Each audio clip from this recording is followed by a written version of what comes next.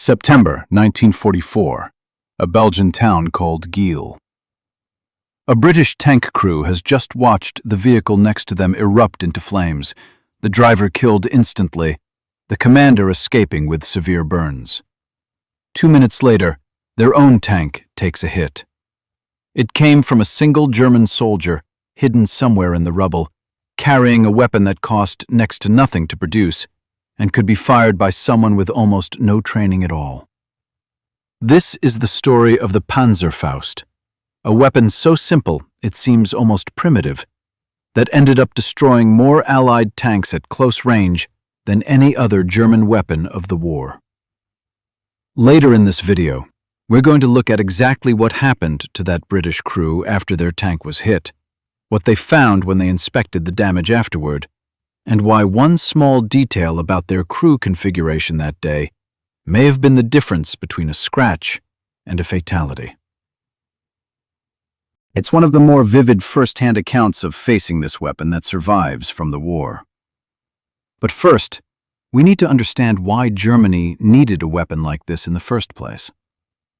By the middle of the war, German infantry faced a growing and increasingly desperate problem. Enemy tanks were getting bigger, more heavily armored, and more numerous, while Germany's ability to counter them with its own tanks and towed anti-tank guns was falling further behind every year. What ordinary soldiers needed was something cheap, portable, and simple enough that virtually anyone could use it effectively with minimal training, because by this stage of the war, minimal training was often all Germany had time to provide. The answer, introduced in 1943, was almost aggressively basic in concept. A disposable, recoilless launcher that fired a single shaped charge warhead, cheap enough to mass-produce by the millions, and simple enough that a soldier could be taught to use one in a matter of minutes. It had no fancy sighting system, no long range, no second shot if you missed. What it had was enough raw penetrating power to make up for all of that. Here's where the payoff really starts to make sense, because on paper, the Panzerfaust looks unimpressive. Its projectile left the tube at a relatively low velocity, and effective range topped out somewhere between 60 and 200 yards, depending on the specific variant. This was, by design, a weapon for getting dangerously close to the enemy, not engaging from a safe distance. But raw penetration told a very different story.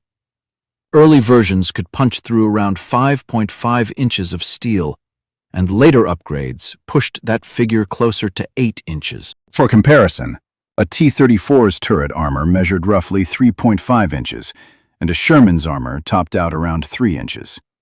In other words, this small, disposable, single-shot weapon could punch through the armor of the most common Allied and Soviet tanks with serious margin to spare. And once that shaped charge jet burned through the hull, it didn't just damage the tank. It could ignite fuel or stored ammunition inside, turning the entire vehicle into a coffin for its crew in seconds. That combination, cheap, simple, and lethally overmatched against the armor it was up against, is exactly why a weapon this crude became one of the most feared threats a tank crew could face. Now, back to that morning in Geel. British tank commander Stuart Hills later wrote about his experience there in his wartime memoir, and his account captures just how disorienting facing this weapon actually was. His unit had helped liberate the town the day before, only for German forces to counterattack and encircle it overnight. As dawn broke, the tank beside his was hit and burst into flames. The driver didn't survive, and the commander escaped with severe burns. Hills described scanning the surrounding buildings, unable to identify exactly where the threat was coming from, fully aware he might be next. Roughly 2 minutes later, his own tank took a hit. His crew fired back roughly toward where they believed the shot had originated, and pulled back into the town square. When they later inspected the damage, they found a section of track destroyed and a hole punched clean through into the vehicle's mechanical components. A serious damage, but by sheer luck, the only injury among the crew was a minor scratch. Hills noted that had a co-driver been stationed in the usual position that day, the outcome could have been far worse. It took roughly 6 days of continued fighting before British forces fully secured the town. This wasn't an isolated incident. It was one small snapshot of a threat that Allied tank crews across the Western Front learned to fear specifically because of how little warning it gave and how final the outcome often was. By the war's final months, this single weapon type was responsible for as many as 70% of Allied tank losses in close-range engagements, a staggering figure for something so crude and cheap compared to dedicated anti-tank guns. Remarkably, it achieved nearly comparable efficiency to those proper anti-tank guns too, requiring only a bit more than twice as many rounds fired per confirmed tank kill, despite needing a fraction of the training and logistical support. Germany ultimately produced roughly 6.7 million of these weapons over the course of the war, an almost incomprehensible number for a single-use item, and a clear sign of just how central this weapon had become to Germany's entire defensive strategy as its conventional armored forces continued to shrink. This weapon's effectiveness wasn't evenly distributed across every kind of battlefield. It thrived specifically in exactly the conditions Germany found itself defending by 1944 and 1945. Dense urban terrain and close, broken ground where cover was everywhere and sightlines were short. Operators would conceal themselves in rubble, doorways, trenches, or dense brush, waiting for an enemy tank to close within range before firing and, ideally, disappearing before return fire found them. Allied tank crews had one real advantage in this dynamic: range.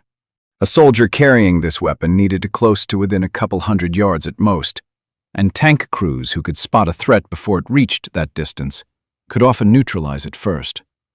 But spotting a concealed soldier in ruined city terrain or thick brush was often far harder than it sounds, which is exactly why so many engagements played out the way Hills described, a threat identified only in the same instant it fired.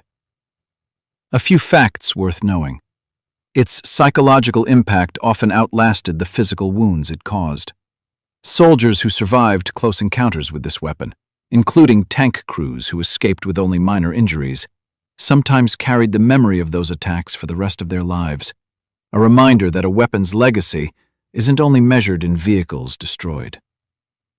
It came in more variants than most people realize. Beyond the original design, Germany developed versions with larger warheads and extended range, continuously trying to push the weapon's limited engagement distance further out as the war progressed. Its influence outlived the war by decades. A late, semi-experimental version of this weapon reportedly influenced the design of the Soviet RPG-2 and the broader concept it represented, a cheap, disposable, high-penetration infantry anti-tank weapon, so became a standard category that countless nations adopted during the Cold War, valuing exactly the same trade-off Germany had leaned into: low cost and minimal training in exchange for genuinely serious anti-armor capability. Despite its terrifying reputation, it never came close to changing the war's outcome. For all its tactical effectiveness at the individual engagement level, producing millions of these weapons couldn't offset Germany's collapsing broader military position by the war's final year, a reminder that even a genuinely excellent weapon has limits to what it can achieve once the larger strategic picture has already been decided. There's a real tension at the heart of this story worth sitting with. At the level of a single street corner, a single tank crew, a single terrifying morning in a Belgian town, this weapon was extraordinarily effective, arguably one of the most efficient anti-tank tools of the entire war relative to its cost and complexity. But zoom out to the scale of the war as a whole, and 6.7 million of these weapons still weren't enough to change where the conflict was heading. That gap between tactical brilliance and strategic irrelevance shows up again and again in the weapons we've covered on this channel. Genuinely effective designs that simply arrived inside a losing war too large for any single piece of equipment to turn around. For a tank crew like Stuart Hills and his men, this weapon wasn't an abstract statistic.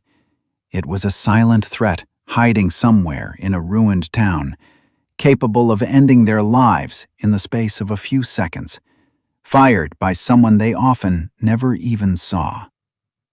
That's the real story behind the numbers. A cheap, crude, mass-produced weapon that turned ordinary infantrymen into a threat serious enough to make some of the war's most powerful tanks approach every street corner with genuine dread. If you want to see the weapon on the other side of this story, how tank crews and infantry tried to counter exactly this kind of close-range threat, let me know in the comments.